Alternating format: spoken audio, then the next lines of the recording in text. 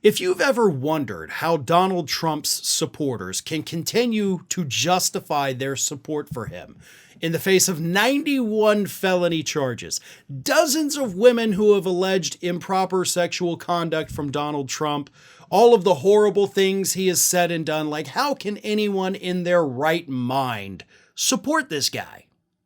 Well, the answer, the New York Times found out recently, is actually quite simple. How can anyone in their right mind support Donald Trump? The answer is they can't. You got to find people that are basically out of their mind.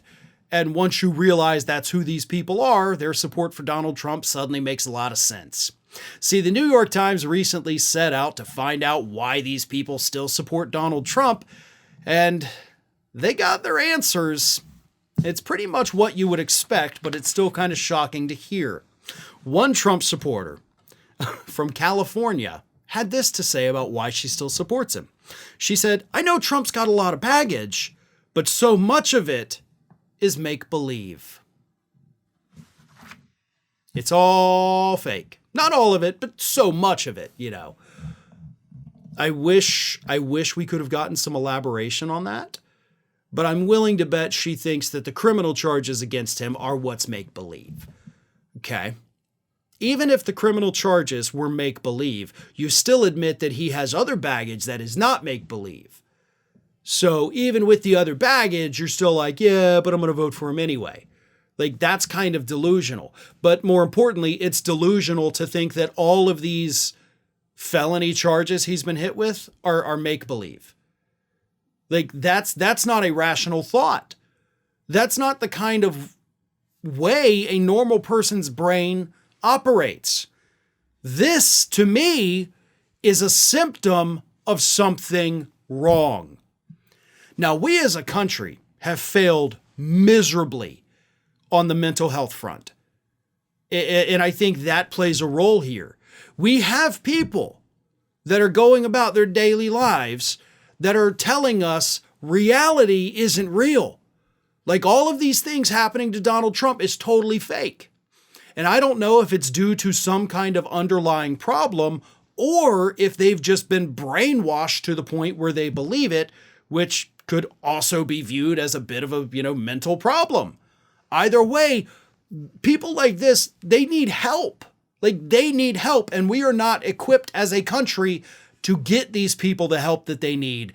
And that is what is so disturbing to me, because so many of these Trump supporters are just living in this alternative reality. But not all of them. Another Trump supporter, she had this to say about why she supports Trump. She suggested that it's more or less out of spite for people she dislikes. She said, quote, "It's a little bit like a teenager who's rebelling. A part of me is like, maybe I should go for Trump because everyone's telling me not to." Okay, so you're doing it out of spite, right? That's normal. Sure, I get that.